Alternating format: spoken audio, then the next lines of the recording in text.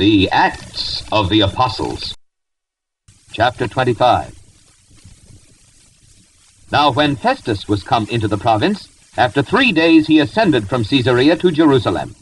Then the high priest and the chief of the Jews informed him against Paul, and besought him and desired favor against him, that he would send for him to Jerusalem, laying wait in the way to kill him. But Festus answered that Paul should be kept at Caesarea, and that he himself would depart shortly thither. Let them therefore, said he, which among you are able, go down with me and accuse this man, if there be any wickedness in him. And when he had tarried among them more than 10 days, he went down unto Caesarea, and the next day, sitting on the judgment seat, commanded Paul to be brought. And when he was come, the Jews which came down from Jerusalem stood round about, and laid many and grievous complaints against Paul, which they could not prove. While he answered for himself, Neither against the law of the Jews, neither against the temple, nor yet against Caesar have I offended anything at all.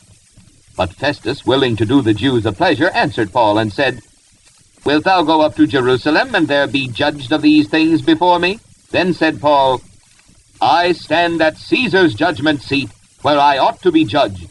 To the Jews have I done no wrong, as thou very well knowest. For if I be an offender, or have committed anything worthy of death, I refuse not to die. But if there be none of these things whereof these accuse me, no man may deliver me unto them. I appeal unto Caesar. Then Festus, when he had conferred with the council, answered, Hast thou appealed unto Caesar? Unto Caesar shalt thou go. And after certain days, King Agrippa and Bernice came unto Caesarea to salute Festus. And when they had been there many days, Festus declared Paul's cause unto the king, saying, There is a certain man left in bonds by Felix, about whom, when I was at Jerusalem, the chief priests and the elders of the Jews informed me, desiring to have judgment against him. To whom I answered, It is not the manner of the Romans to deliver any man to die, before that he which is accused have the accusers face to face, and have license to answer for himself concerning the crime laid against him. Therefore, when they were come hither, without any delay on the morrow, I sat on the judgment seat, and commanded the man to be brought forth.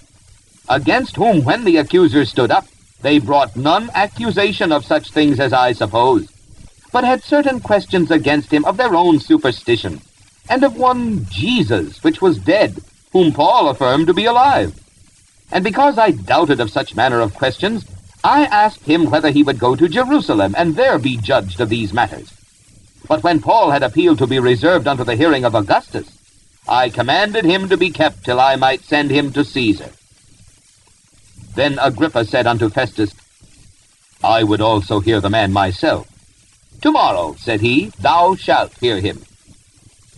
And on the morrow, when Agrippa was come, and Bernice, with great pomp, and was entered into the place of hearing, with the chief captains and principal men of the city, at Festus' commandment Paul was brought forth.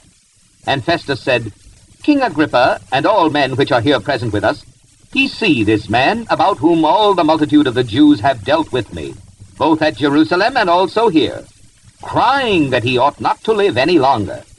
But when I found that he had committed nothing worthy of death, and that he himself hath appealed to Augustus, I have determined to send him, of whom I have no certain thing to write unto my lord. Wherefore I have brought him forth before you, and specially before thee, O King Agrippa, that after examination had, I might have somewhat to write. For it seemeth to me unreasonable to send a prisoner, and not withal to signify the crimes laid against him.